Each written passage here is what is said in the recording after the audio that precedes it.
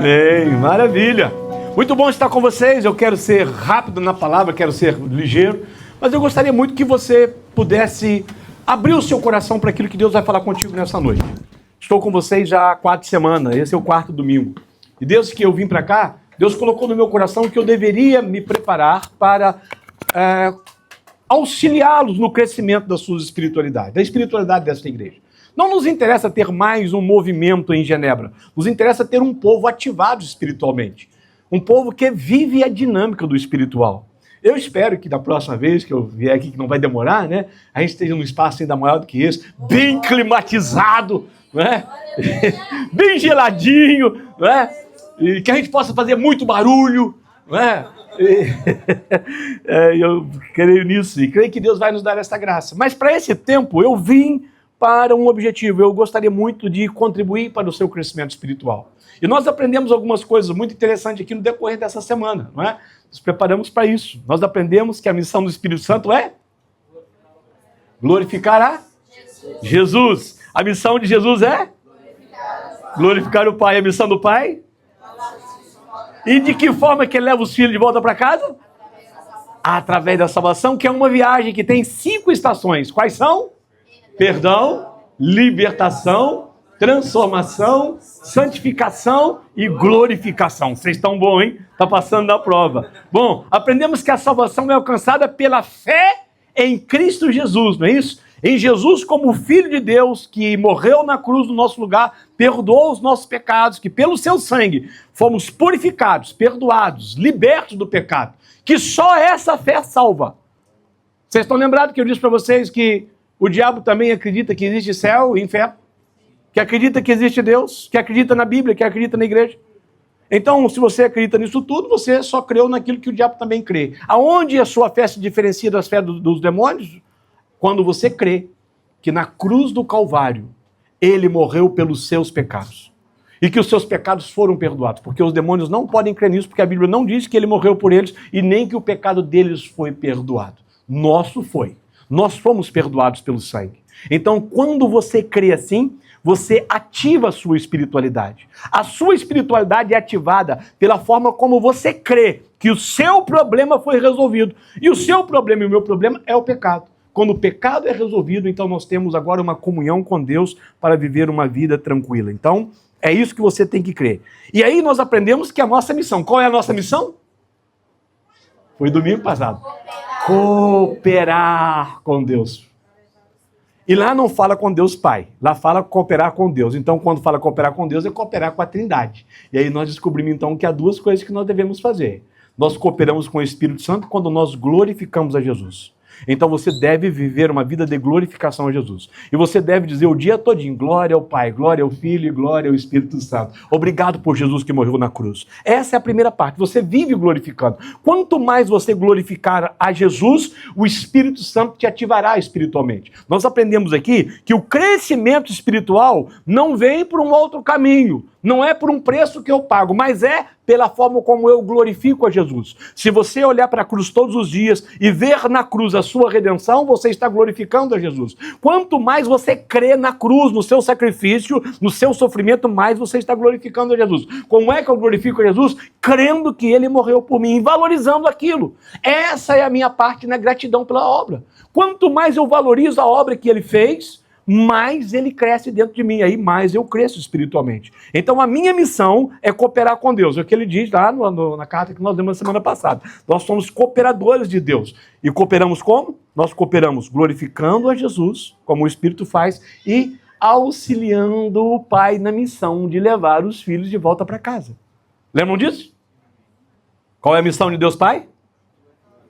Levar os filhos de volta para casa. Quem nós somos? Cooperadores de Deus. Então o que é que nós fazemos? Nós cooperamos com Deus para levar os filhos de volta para casa. E você tem muita gente que você pode cooperar para isso. O Éder, a esposa, né? Estivemos almoçando esses dias num lugar maravilhoso aí que eu recomendo vocês, né? Benfica, é um lugar extraordinário, valeu muito, foi bom. Mas quando nós estávamos descendo lá do Benfica, ele disse, nós vamos, de que nós vamos? Eu falei, cara, vamos a pé. Vamos caminhar nessa cidade, porque para a gente poder, né, tomar a cidade, você tem que conhecer a cidade. E nós passamos por um lugar. Ele diz, agora o senhor vai ver um lugar muito feio, que é o lugar em que eles distribuem as drogas, em que estão aquele monte de pessoas drogadas. Nós atravessamos aquele meio, né, passamos por aquilo, caminhamos no meio daquilo, e eu fui vendo, né, quantas pessoas estão ali. Será que no meio daquelas pessoas não tem ninguém que é um crente desviado, um filho de um crente, um neto de um crente, um amigo de um crente? Será que ali não tem uma pessoa que já teve uma experiência de salvação em determinado tempo e agora está perdida naquele lugar? Eu digo para você, olha, entenda a sua missão. Você existe para glorificar a Jesus e ajudar o Pai a levar os filhos de volta para casa. Ajude alguém a voltar para casa. E é muito fácil você fazer isso. Nesse texto mesmo que fala que nós somos cooperadores de Deus, ele fala que nós somos embaixadores, e ele diz, vocês receberam uma mensagem para vocês conectarem as pessoas. Vocês têm uma palavra para reconectar as pessoas, para poder produzir nas pessoas uma reconexão. E lá ele diz, olha, diga para as pessoas que elas precisam reconciliar-se com Deus. A Bíblia diz isso. Aí as pessoas dizem, eu não sei como pregar. E aí eu já tenho ensinado para as pessoas, você não precisa saber muito. Você chega assim para fulano e diz assim, fulano, engraçado, eu estou sentindo o Espírito falar alguma coisa comigo, eu não sei bem te explicar o que é. Mas é como se o Espírito estivesse mandando dizer para você assim, reconcilie-se com Deus. Olha, você vai levar as pessoas ao impacto. E ela vai te perguntar, o que você está dizendo? Não sei, eu só senti que eu deveria dizer. Porque está lá ele dizendo, vocês têm a mensagem da reconciliação, então diga para as pessoas, reconciliem-se com Deus.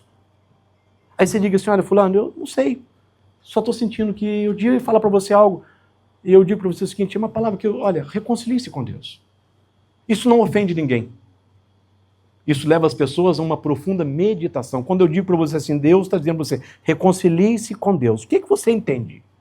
Você pode dizer assim, eu estou vivendo uma vida meio errada, eu estou distante de Deus.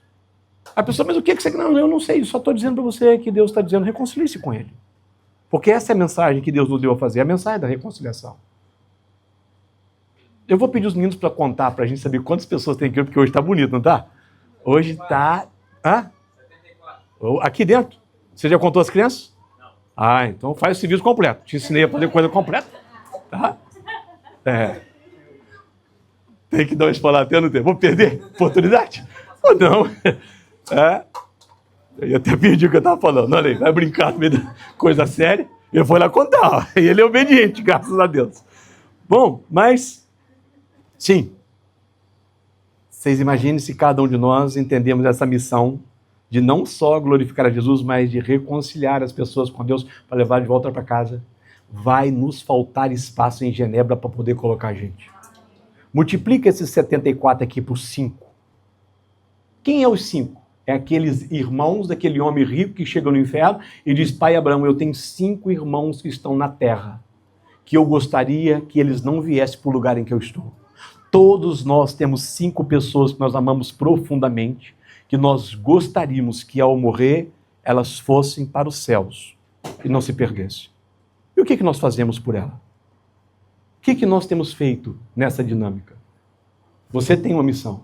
Glorifique a Jesus o tempo todo. E procure ajudar o Pai na missão de levar os filhos de volta para casa. Se você fizer isso, você viverá o plano de Deus para a sua vida. O resto vai ser só consequência. Vão chegar outras consequências, mas é só consequência. Quantas vão? 77 adultos, 15 crianças. Eita, olha aí. Maravilha. Multiplica isso por 5. Vai faltar espaço em Genebra para poder colocar esse povo em breve. Porque você vai se tornar um glorificador do nome de Jesus a todos os dias, mas você vai se tornar também um conector de pessoas com Deus para levá-los de volta para a casa do Pai. E aquelas pessoas que estão vivendo lá naquela Cracolândia, naquele lugar, que tem pessoa ali salva. Quem sabe? Mas talvez não precise nem ir lá, né? Quem sabe é o seu vizinho, é o seu pai, é seu amigo, seu tio. Alguém que chegou fora do Brasil agora, veio para cá, está perdido, está precisando de uma família, não tem ninguém, não consegue falar a língua, está meio desesperado. E você diz, olha, eu tenho uma mensagem contigo. Deus está produzindo uma reconciliação entre nós e é um ambiente de reconciliação na minha igreja, no lugar em que estou, e você vai ser muito abençoado nessa espiritualidade. Não tenho dúvida de que Deus vai nos honrar muito nos próximos tempos. Nós não estamos aqui por causa do dinheiro. Nós não vivemos aqui por causa do dinheiro. O pastor que está aqui não vive aqui por causa de dinheiro. O dinheiro é a bênção de Deus o reflexo da bênção de Deus do trabalho que nós fazemos. O dinheiro é apenas uma consequência de pessoas que resolveram viver uma vida de generosidade, de se entregar para Deus e de receber de Deus tudo que Ele tem para poder nos dar. Então se prepare para coisas grandes e extraordinárias. E quando eu voltar aqui, vocês vão estar num lugar muito maior do que esse, se Deus quiser. A nossa missão, então, é cooperar com a Trindade para glorificar a Jesus e levar os filhos de volta para casa. Agora, veja bem, esta é uma obra exclusivamente espiritual, tá? Não é possível fazer isso com intelectualidade, com conhecimento humano, com força, com sabedoria humana, com esforço físico, com bens materiais. Só pode viver uma vida de glorificação a Jesus e uma vida de reconexão de pessoas, de conciliação, de reconciliação das pessoas com Deus, por meio de uma espiritualidade contagiante, sadia, uma boa espiritualidade. Essa é uma obra exclusivamente do Espírito. A intensidade da sua espiritualidade ele determinará o nível de comprometimento com essa missão. Quanto mais espiritual você for, mais comprometido em glorificar a Jesus e a conectar as pessoas a Cristo você será. Quanto menos espiritual você for, menos essas duas coisas existirão na sua vida. O religioso vem numa missa ou num culto no domingo e esquece de Jesus a semana toda. O espiritual já sai daqui o tempo todo lembrando de Jesus, falando de Jesus, conversando com Jesus, chamando Jesus, colocando Jesus na sua vida e vendo nas pessoas a possibilidade de conversar com elas e conectá-las com Cristo, de levá-las a viver uma experiência de vida transformada. A espiritualidade transbordante, ela não fica dentro de nós. A espiritualidade é como um perfume. A gente passa perfume não é pra gente sentir o cheiro. Minha mulher gosta muito de sentir o cheiro. Passa perfume para sentir um cheiro agradável. Às vezes, no lugar egoísta, que a gente pode suar um pouco mais, a gente passa um perfuminho para as pessoas não acharem que a gente está meio fedido, né? Tal, tem um cheirinho agradável. Então, nós somos o bom perfume de Cristo, não é para nós, é para outras pessoas. Para as pessoas que passam ao nosso redor e dizem, que cheiro agradável. Por quê? De vez em quando a gente passa perto de uns que é terrível, não é? Você já teve aquele momento de ter que prender a respiração? Ou então de respirar pela boca, né? Você dá uma fechadinha e tal. Você prefere sentir o cheiro? Pois é. Que você seja o bom perfume de Cristo exaurado, sentido, perfumando o ambiente que você está. Hoje eu quero partilhar com vocês uma palavra sobre como medir o nível da sua espiritualidade. Porque se tudo que nós estamos dizendo não é pela espiritualidade, qual é o teu nível de espiritualidade? Como é possível medir aonde você está nesse mundo espiritual? Se existe em algum lugar, em alguma medida. Então eu quero que vocês abram a Bíblia. Como os meninos vão colocar para mim ali, Gálatas 5:22, e aí eu vou pedir vocês para lerem para mim esse texto que é maravilhoso. A Bíblia nos fornece a medida, né? A forma de você se medir espiritualmente, a forma de você se pesar espiritualmente. Como alguém que está aí malhando, né? Sempre tomando um remedinho para poder emagrecer, sobe na balança com alegria para ver como é que está perdendo peso. A gente precisa nos medir à luz de Gálatas para saber como é que está o nosso desenvolvimento espiritual, se estamos avançando ou não. Vocês podem ler para mim? No 3, 1, 2, 3. Mas o Espírito produz este fruto: amor, alegria, paz, paciência, amabilidade, bondade, fidelidade, mansidão e domínio próprio. Maravilha! Quem vive isso, não há lei nenhuma que o condene. Nada. Ele não está mais debaixo de nenhuma lei, ele vive agora debaixo do Espírito. Ele está dizendo assim, quem vive isto, vive a lei do Espírito. A lei do amor. A lei, o fruto do Espírito, na verdade, é esse amor gracioso, não é a primeira parte, mas que na verdade se completa com todo o amor. Essa é a obra completa do Espírito na vida daqueles que foram salvos. O fruto do Espírito pode ser entendido e analisado em 3 subgrupos, para você entender a sua medida. Na realidade, ele nos apresenta como 9, não é isso? Mas ele está organizado em 3 subgrupos. Olha lá para você ver. O primeiro deles diga comigo assim, amor, alegria, paz. Esse é o primeiro dos 3, a primeira trilogia do fruto do Espírito. Amor, alegria e paz. Quando nós cremos em Jesus, daquela forma como eu disse para vocês, nós cremos que ele morreu por nossa causa e que os nossos pecados foram perdoados, então nós recebemos a parte do fruto direcionadas à obra da cruz. Essa primeira parte que nós falamos, essa primeira parte do fruto, é a expressão clara daquilo por que ele morreu. Ele morreu e nos deu essa dádiva. A obra da cruz, quando ele morre, nós cremos nele, nós recebemos diretamente da cruz amor, alegria e paz. É muito interessante, porque essas três expressões, elas são muito determinantes na vida do homem. Talvez sejam as três expressões mais fortes. Quem vive em amor, alegria e paz, vive uma vida plena. Aqui está a vida plena. Amor, alegria e paz. Eita, tem como ter amor, alegria e paz e sofrer com alguma coisa? Não. Quem está pleno de amor, alegria e paz está pleno na vida. Mas uma das coisas que as pessoas me perguntam é, e aí, o amor? O amor é uma das palavras mais deturpadas da história da humanidade. E talvez a expressão mais difícil de ser entendida. E mais difícil de você, às vezes, é como é que eu vou viver o amor. Você tem que entender uma coisa, o amor não tem a ver com você. Amor não tem a ver com um sentimento, uma paixão.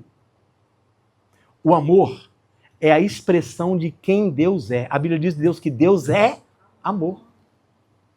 Então, amor é a segunda forma ou o segundo nome de Deus. E é muito interessante que lá em Romanos, capítulo 5, versículo 5, vou pedir os meninos de colocarem para mim ali, ele vai dizer uma coisa muito interessante. O amor, que é o elemento, o sentimento mais nobre de todos eles, não é alcançado por um esforço humano. Ele é derramado por Deus. Essa é a esperança. E essa esperança não nos decepcionará, pois sabemos quanto Deus nos ama, uma vez que Ele nos deu o Espírito Santo para nos encher o coração com o seu amor. Qual é o caminho de você ser alguém amoroso? Você ser cheio desse Espírito. Você crer em Cristo, porque quando você crê em Cristo, você recebe a dádiva do amor. O Espírito Santo vem morar em você. E ele traz este amor. O amor não é algo que nós produzimos. Amor é algo que é colocado em nosso coração a partir do momento em que nós cremos. Amor não é sentimento, amor é o Deus se movendo em nossa direção. É uma ação de Deus em direção a nós. É um mover de Deus. Então, se você crê que naquela cruz ali simboliza a cruz que Jesus morreu, né? Por isso, no nosso caso, dos evangélicos, né? Não há uma imagem pregada. Os católicos têm, geralmente, a cruz com a imagem de Cristo crucificado. Para nós, ela não está mais, né? A cruz é só o sinal de um tempo, de onde passou. Ele não está lá mais, agora ele está sentado num trono. Nós vemos a cruz vazia, mas ela já foi ocupada. Ela já foi o lugar em que ele esteve, mas ele não está lá mais, ela está vazia. Mas ela aponta para o lugar em que o amor de Deus foi derramado sobre a nossa vida. O lugar de você se encher do amor, olhar para a cruz. Todas as vezes que você olhar para o sacrifício de Jesus, você vai estar recebendo essa dádiva do amor. A alegria também não é diferente. A alegria tem a ver com a salvação do homem. É muito interessante porque Davi foi um homem que experimentou a salvação muito novo. Ele teve uma experiência com Deus muito novo. Ele vivia uma vida de comunhão com Deus. Ele se torna rei. Ele vai para algumas guerras. Ele se torna muito rico. E chega uma hora que, por causa de alguns problemas no mundo, ele perde a salvação. E lá no Salmo 51 ele faz uma oração dizendo assim: restaura-me a alegria da salvação. Porque essa é a verdadeira alegria. A gente pode ficar alegre por um presente, por uma promoção, mas há uma alegria que é eterna. Alegria de ser salvo. Alegria de estarmos salvos. Todo mundo que teve uma experiência de salvação sentiu uma alegria no coração na hora da sua salvação. É uma coisa que vem da cruz também. A alegria toma conta da nossa vida. E a gente precisa disso, sabe por quê? Porque nós vamos ter momentos muito tristes na vida. Nós vamos ter perdas. Vamos ter momentos assim difíceis. Mas é muito interessante que quando nós recebemos a alegria que vem da cruz, quando chegam os momentos difíceis, a gente também chora.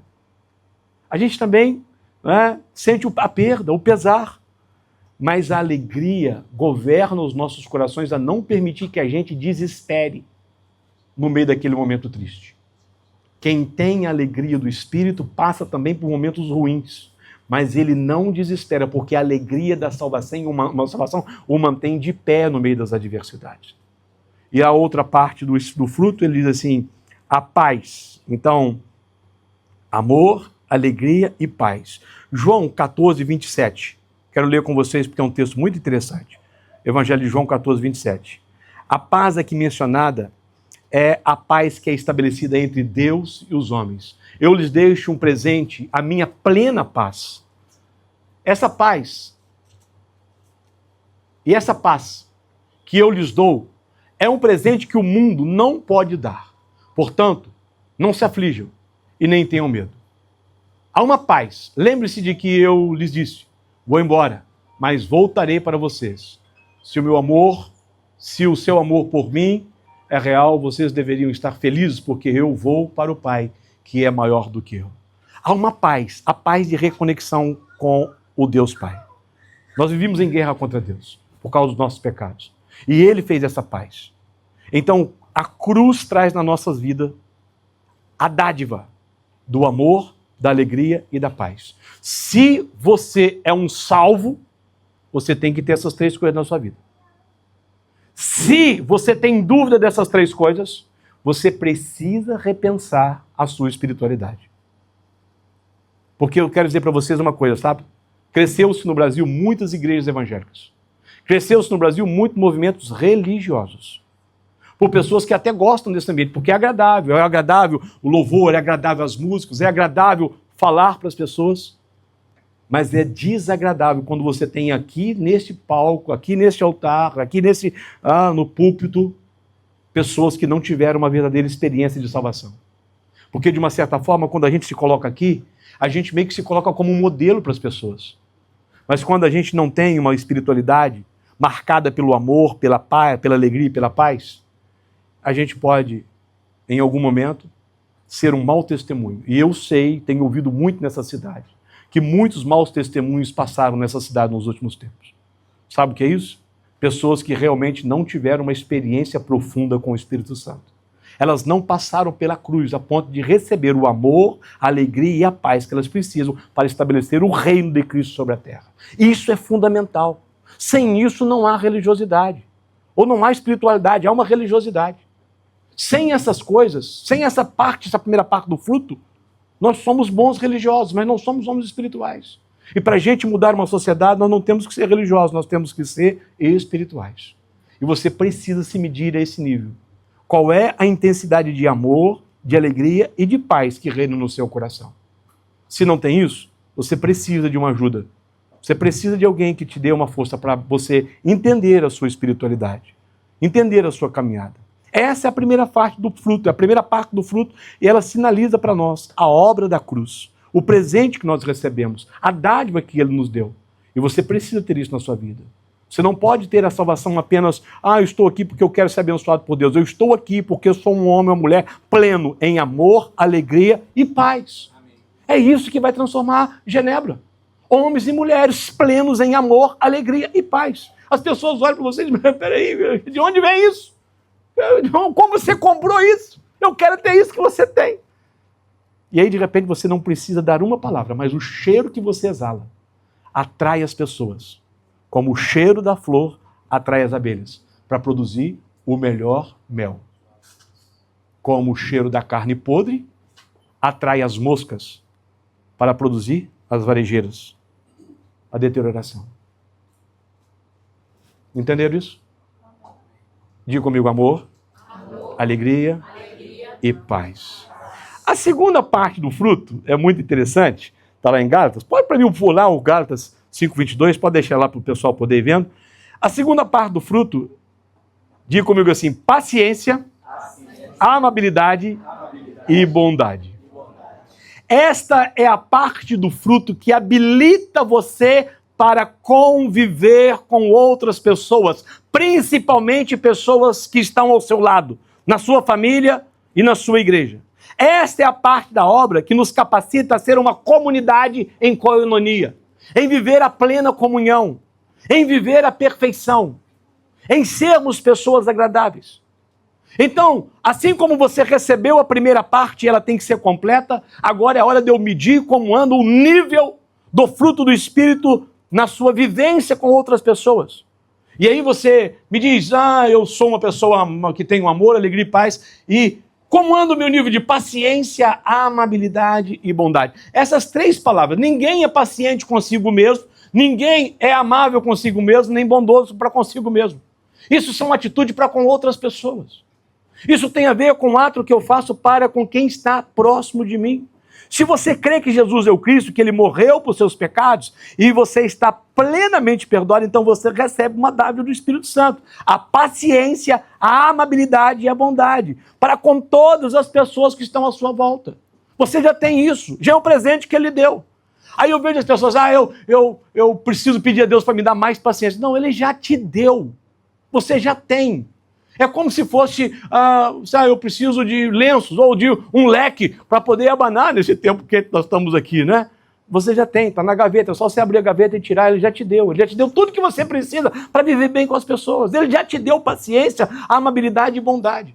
É porque às vezes a gente não quer usar. A gente escolhe que não quer usar, mas a gente já tem.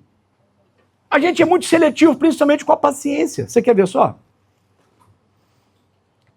Precisa responder não? Se bem que não está gravando, pode responder, né? Quem já teve aqui um chefe que você já teve vontade de matar ele uma meia dúzia de vezes? Eu nem estou perguntando quem tem, estou julgando no passado para não comprometer ninguém. Você era muito impaciente com ele? Era? Chutava o balde com ele todos os dias? Exatamente. Mas sorria. Por dentro dava aquele tal, mas você não. Sabe, a gente é seletivo com quem a gente tem paciência. A gente é seletivo. A gente tem paciência com quem a gente quer ter paciência. Eu vou dizer para vocês que essa é uma das partes em que a gente mais é provado. Sexta-feira eu estava dizendo para o Alex, Deus está me provando para a mensagem de domingo. Chegamos no aeroporto, era 10h30 da manhã. Quando nós conseguimos sair do aeroporto de Genebra, era 12h. Só na fila, dentro do carro, antes de entrar naquela cancela, de pegar quem chega de bala, né? Para passar naquela cancela, foram 40 minutos dentro do carro, parado, nada se movia. Foi cansativo, foi rápido a viagem. Nós estamos 1h30 de Roma aqui, 1h30 para sair de dentro do aeroporto. Eu disse, o senhor está querendo trabalhar com a minha paciência, me testar na minha paciência. Eu vou pregar sobre isso domingo. Nós somos testados o tempo todo. Nós fizemos uma viagem aqui, né? E minha mulher é minha copiloto. A mulher de todo mundo aí é copiloto, é? É só minha. É minha copiloto. Aí, de vez em quando, eu ouço ela, né? E tal, para poder ver o que vai dar. Aí, nós entramos naquele negócio do pedágio, né? Para pagar o pedágio. Aí, tal. Aí ela diz, ali. Aí eu entrei para lá. Quando eu entrei para lá, deu um problema no carro que estava lá na frente. E a outra fila ia. E eu tô calado, né? Falei, se eu estivesse lá, mas não vou falar nada. E aí ela diz, ixi, e tal. Parece que o diabo anda na nossa frente 24 horas para poder perturbar isso. Ele vê qual é a fila que você vai entrar e diz, é ali que vai dar o problema. Porque essa é uma área em que nós vamos ser testados a nós mesmos para saber qual é o nosso nível de crescimento. A gente sempre fala, que eu viajo muito, né? 30 dias junto, 40 dias junto, para nós é um teste de muita paciência. 40 dias no mesmo ambiente, é um teste de paciência. A gente já recebeu a paciência para viver a vida. Só que a gente é seletivo quando a gente quer ter paciência ou não. Só que há um problema na impaciência. A impaciência desperta dentro de você um nível de adrenalina. Ela joga na sua corrente sanguínea um monte de coisas ruins que vão desestabilizar toda a sua saúde física e emocional. Por que o diabo trabalha nessa questão da paciência? Porque ele sabe que tornando as pessoas impacientes, ele vai enfermar as pessoas. A impaciência produz doença. Os impacientes, todas as pessoas impacientes que vocês conhecem são doentes. Porque a impaciência leva à doença. Por isso que ele está dizendo, vocês precisam desenvolver a paciência. Quanto mais paciente vocês forem, melhor será para a velhice de vocês. Melhor vocês viverão a vida. Seja paciente com a sua esposa, seja paciente com o seu filho, seja paciente no trânsito, seja paciente no trabalho, paciente com o vizinho, paciente com os familiares. Seja muito paciente, entenda isso. Se de repente você não está tendo paciência nessa parte, significa que essa é uma parte do fruto do Espírito que você precisa crescer. Às vezes você tem até um bom dom espiritual, mas você é impaciente. Então você se limita. A tua impaciência limita o teu casamento, limita o desenvolvimento dos relacionamentos. A Bíblia é puro ensinamento. A Bíblia é palavra viva para um estilo de vida saudável. Se você seguir o que a Bíblia diz, você viverá a plenitude da graça de Deus nessa terra. Cuidado com isso que te leva a sofrer nesse primeiro degrau da impaciência. Porque a paciência é fruto do Espírito, você já recebeu. Não fica pedindo, Deus me dê a paciência. Não, Ele já te deu na cruz, Ele te deu. O Espírito, quando vem morar em você, já trouxe, você só tem que desenvolver. Viva nela, escolha a paciência, porque você já tem. E aí ele diz, muito interessante, né? A amabilidade. O que é amabilidade? A amabilidade é a forma agradável de você tratar as pessoas. Eu, assim, para mim, o maior desafio aqui com vocês, né, nesse passeio, é eu não conseguir dizer para as pessoas muito obrigado, eu externar para elas de uma forma agradável que eu estou muito satisfeito com o que elas fizeram por mim. De eu dizer para elas que bom poder comer a comida, ser atendido por ti, que lugar agradável, porque isso é uma forma de você ser amável com as pessoas. O amor é visto na face, nos olhos, no rosto. Seja amável, desenvolva a amabilidade, até para aquele que talvez não mereça amabilidade, mas seja amável. Isso é algo gracioso para ti. Seja amável, escolha ser amável, escolha crescer na amabilidade, no trato para com as pessoas, na forma como você se dirige. Sempre sorria. É melhor do que um rosto fechado, a expressão fechada carrancuda. A testa frangida vai ter que fazer botox daqui a pouco, porque fica aquele trem de cara feia. Todo mundo de cara feia tem que fazer botox. Dá uma parada na frente do espelho, dá um sorriso e vê para você como é que quando você sorri, acaba todas as rugas. Todas as expressões da face ruim acabam. Porque a amabilidade se espelha pelo rosto. Seja alguém amável. Você já recebeu isso para ser. Já é uma dádiva. A terceira parte do fruto, dessa parte do fruto, diz, não, a terceira parte dessa segunda parte fala de bondade. O que é bondade? Eu não tenho como ser bondoso para comigo mesmo. Não tenho como resolver que hoje eu vou depositar 100 francos, né? Aqui, 100 francos na minha conta. Mas alguém pode resolver ser bondoso comigo e depositar 100 francos na minha conta. É ou não é? Bondade é algo que você faz para o outro. Não é para si. Mas quanto mais bom, né? Meio redundante isso, né? Quanto mais a intensidade de bondade existir na sua vida, mais bondade você atrairá para ti. Porque me responda uma coisa.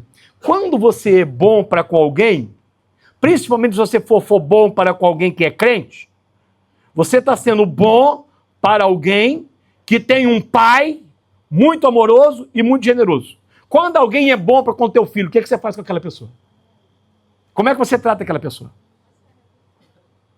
Entenda uma coisa. Quando você é bom para com os filhos de Deus, você obriga Deus a agir numa bondade extremada contigo, porque quando as pessoas é boa para com os meus filhos, elas me constrangem a ser boas com elas, porque elas estão sendo boas com aquilo que eu tenho de mais importante.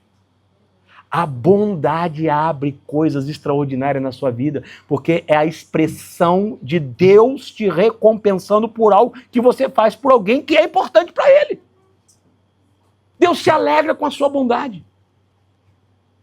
E às vezes, assim, eu tenho muita facilidade nessa questão, sabe? E às vezes, depois que a pessoa vai, me dá um arrependimento de não ter feito algo maior. Esses dias eu saí lá, em Roma, minha esposa que deixou me sair sozinha à noite para poder tomar um lanche lá. E aí eu pedi uma coca de 600 ml, mas eu não dou conta de uma coca de 600, eu bebo um pouquinho. Eu disse, eu vou levar essa coca. Aí na hora que eu estava saindo da pizzaria, uma senhora, de fala francesa, italiana, bem... E não estava assim desarrumado, não era alguém que andava pela rua. Ela olhou para mim e disse, deixa eu me dar um pouquinho, tal. Eu entendi que ela queria um pouquinho da coca. E eu disse para ela, eu lhe dou tudo, eu te dou. Ela disse, tudo? Eu, tudo. E ela sorriu. E depois que ela foi embora, eu pensei, mas eu podia ter oferecido para ela também um pedaço da pizza que eu estava comendo.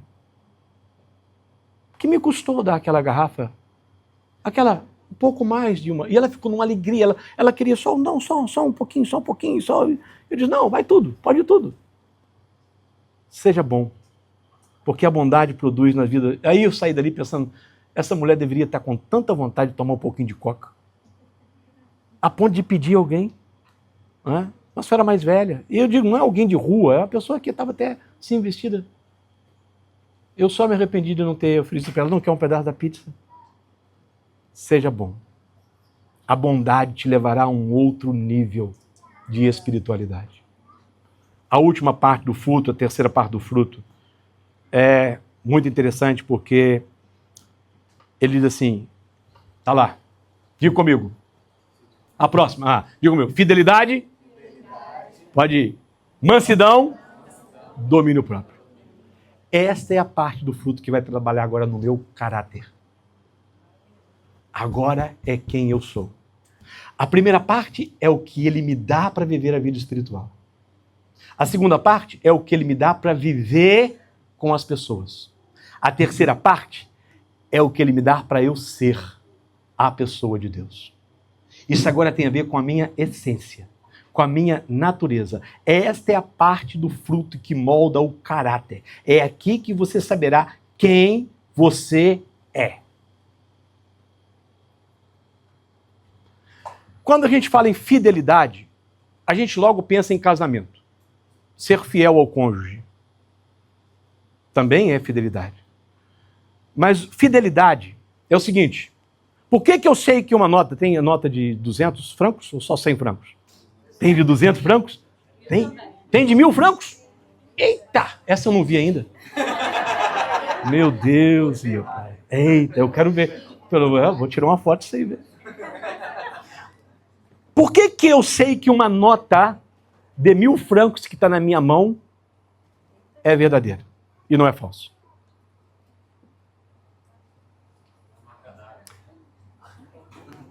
É porque ela é fiel ao originário que foi feito lá na Casa da Moeda, dizendo, esta é a nota de 1000 francos. Ela tem que ser fiel. O que é fidelidade? É ser fiel, é ser verdadeiro. É ser idêntico àquilo que está lá guardado, dizendo é assim. Fidelidade é verdade. Não é só o meu compromisso com a minha esposa. Fidelidade é eu viver em verdade. Eu posso viver com ela há 50 anos de casado. Posso, nesses 50 anos, não ter uma outra mulher. Mas eu posso não ser verdadeiro com ela durante esses anos. Isso é infidelidade. A infidelidade não é a traição.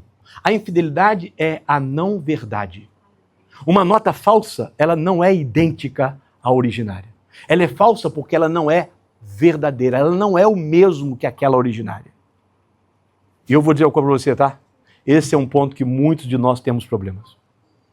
Porque muitos de nós temos dificuldade com a verdade.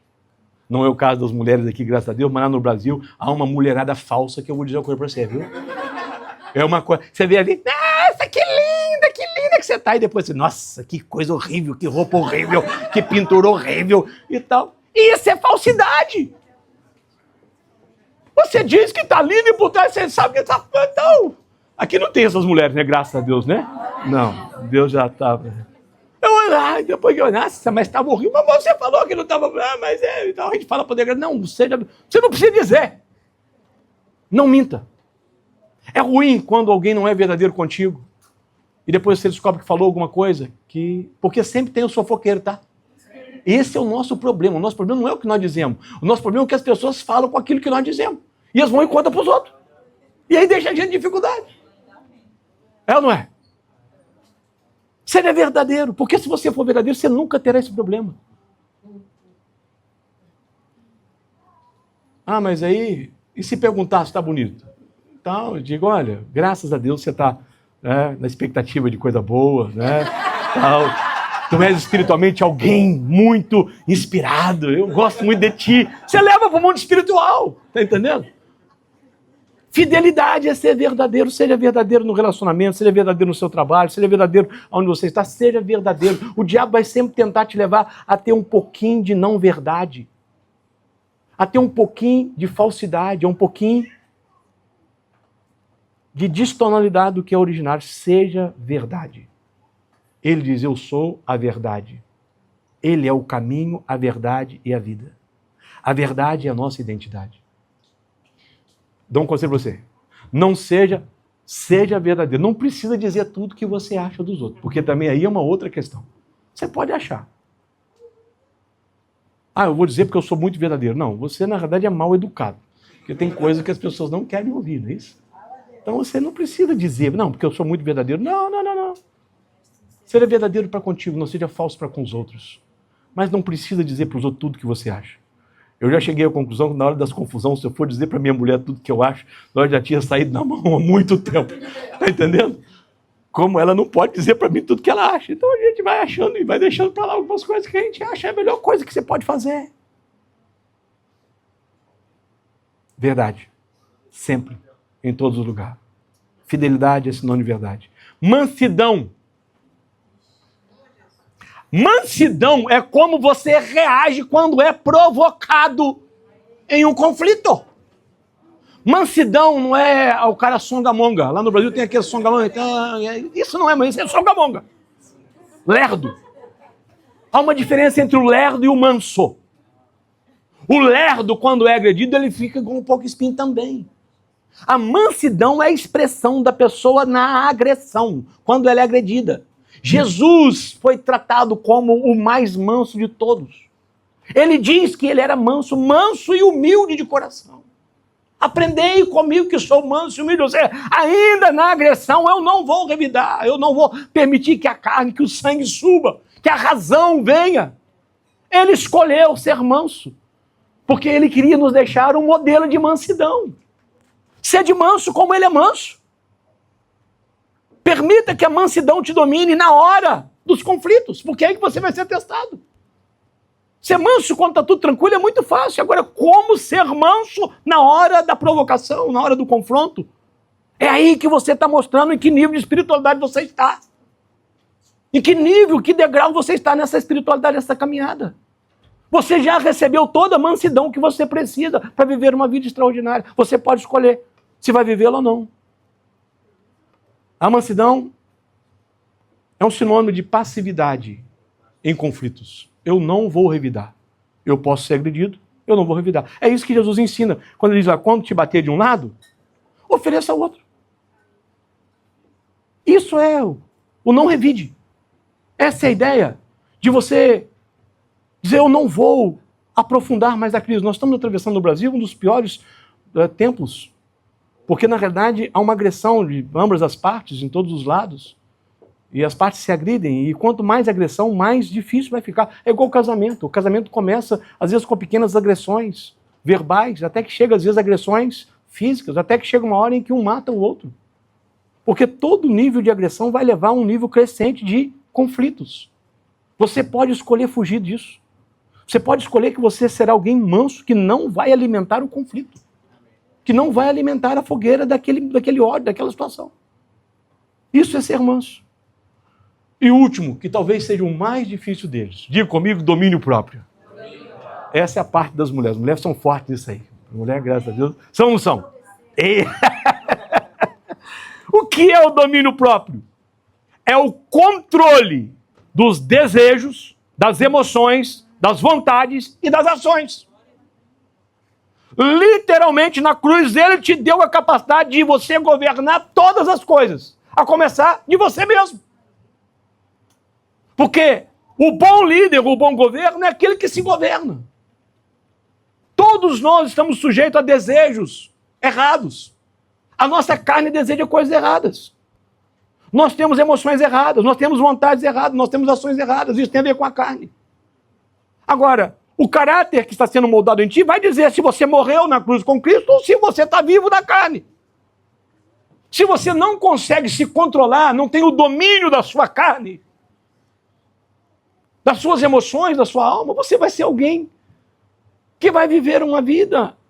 Eu diria para vocês que aqui está o ápice de toda a espiritualidade e talvez a chave que vai fechar o êxito da vida de homens e mulheres extraordinários que passaram sobre a terra. O domínio próprio. O domínio da emoção. O domínio do desejo. O domínio da vontade. E o domínio da ação. Pode ser que esse seja um dos mais difíceis. Mas você precisa entender uma coisa, é por isso que você abraçou essa fé. Essa não é a fé do mais fácil. Essa não é a crença do mais fácil. Essa é a crença de alguém que morreu da forma mais difícil de morrer naquela época. A morte de cruz era a morte mais penosa que existia naquele tempo. E ele escolheu morrer de forma mais penosa. Ele se entregou na cruz para morrer em nosso lugar. Ele sofreu, ele escolheu o caminho de submeter a sua carne dilacerada à morte naquela cruz. Ele teve o domínio de todas as suas emoções. Ele não xingou, ele não blasfemou, ele não lamentou, ele apenas teve o controle. E no controle ele recebeu o reino sobre todas as coisas. Ele morre na cruz, no domínio da sua carne, no domínio das suas emoções, e ele ressuscita para reinar o mundo. Porque quem morre com Cristo no domínio próprio das suas emoções, reinará com Cristo sobre a terra. Bom, eu quero fechar. Eu propus em meu coração trazer a vocês uma palavra que pudesse incentivá-los no crescimento espiritual durante esses dias que aqui está. Eu termino essa série te desafiando a fazer uma análise sobre o nível de sua espiritualidade hoje. Aonde você está? Porque tudo que nós falamos passa por agora sobre quem nós somos. Sobre quem nós somos determinará para onde nós vamos nos próximos tempos. O fruto do Espírito é uma obra completa e acabada de Cristo que você já tem para você viver uma vida extraordinária aqui na terra. Quando você creu em Cristo Jesus como aquele que perdoou todos os seus pecados, você se tornou morada do Espírito. O Espírito veio habitar em você. E habitando em você, ele agora está produzindo o fruto dele, o fruto do Espírito. Aquilo que tem a ver com ele. Eu queria que os meninos me ajudassem aqui. Cadê o João? Vem cá, João. Pega ali o teclado. Não responda, para não trazer dificuldade.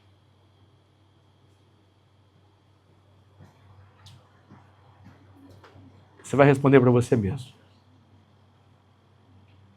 Mas repita comigo assim: amor, alegria, paz, paciência, amabilidade, bondade, fidelidade, mansidão e domínio próprio. Qual dessas você acha que você precisa crescer? E qual dessas é o seu nível mais baixo? Eu não sei se vocês lembram daquele desenho do Pica-Pau, que ele descia as cataratas do Niágara dentro de um barril. Já viram isso? Lembra disso? Lembra? Não sei se vocês lembram o que é um barril. O barril é um tonel, né? Um tonel cheio, um tonel que é feito de umas madeirinhas. Ele não é igual um balde, né? Ele é um monte de madeirinha. Eles vão colocando as madeirinhas, vão apertando umas cintas de ferro, não é isso? Mas ele é cheio. Isso é muito comum nas viniculturas, no lugar de preservar o vinho. Você vê aqueles tonéis? É um monte de madeira, geralmente carvalho. Ela tem umas cintas, 3 cintas de ferro que abraçam. Mas são um monte de madeirinhas. Sabe qual é a capacidade? A maior capacidade de um tonel? A maior capacidade de um tonel é o nível mais baixo da sua tabinha. Vamos pensar que há 10 tabinhas para poder fazer aquele tonel. Se elas todas estiverem no mesmo nível, aquele tonel pode ser cheio d'água até a sua borda, até a sua tampa. Mas se uma das tabinhas, se uma daquelas madeirinhas estiverem mais baixas, a capacidade daquele tonel será o nível daquela madeira mais baixa. Entenderam isso? Sabe por quê que existem pessoas que às vezes têm muitas coisas altas, mas ela não transborda? Porque existe uma tabinha que está baixa.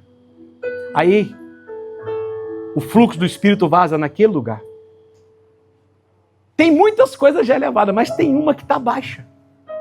Aí aquele tonelzão não pode ser cheio, porque aquela tabinha mais baixa vaza. São as 9 tabinhas que nós colocamos aqui hoje. Você precisa levantar todas elas, elas têm que estar no mesmo nível, para que você possa ser cheio até transbordar pela tampa. Aí a minha pergunta para você é: em qual dessas você diria que você precisa hoje crescer mais?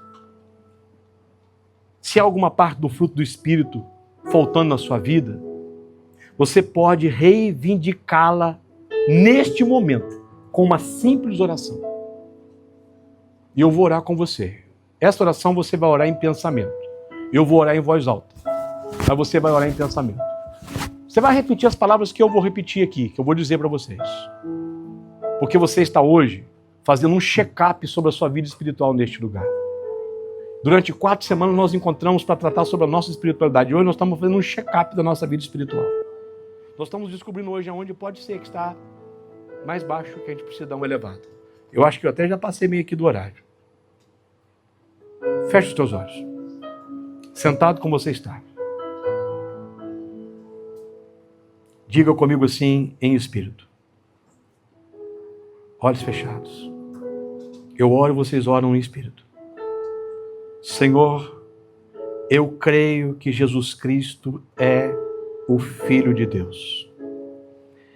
Eu creio que Ele é o Messias prometido e esperado, que havia de vir ao mundo. Eu creio que Ele morreu por meus pecados. Ele me perdoou, me libertou, me transformou, me santificou e tem compartilhado comigo a sua glória. Eu reconheço que preciso crescer nesta área especificamente. Você vai dizer correto. E por isso, eu reafirmo mais uma vez a minha fé em Cristo. Olho firmemente para o Calvário e recebo pela fé tudo que o Senhor realizou por mim naquela cruz. Pela fé, eu tomo posse do amor, da alegria, da paz, da paciência, da amabilidade, da bondade, da fidelidade, da mansidão e do domínio próprio. Sou morada do Espírito Santo. Ele habita em mim, no meu espírito. E como morada dele, eu reproduzirei quem ele é, em todos os seus frutos, completamente, para que o nome de Jesus seja glorificado, através da minha vida, na minha família, na minha igreja e nesta cidade. Hoje, eu assumo contigo um compromisso de me medir a cada dia no fruto do Espírito, de usá-lo como a minha medida para saber aonde estou nesta minha caminhada. Senhor Jesus, dai-me a graça de crescer a cada dia nesse fruto. É a oração que lhe faço, hoje e sempre. Amém.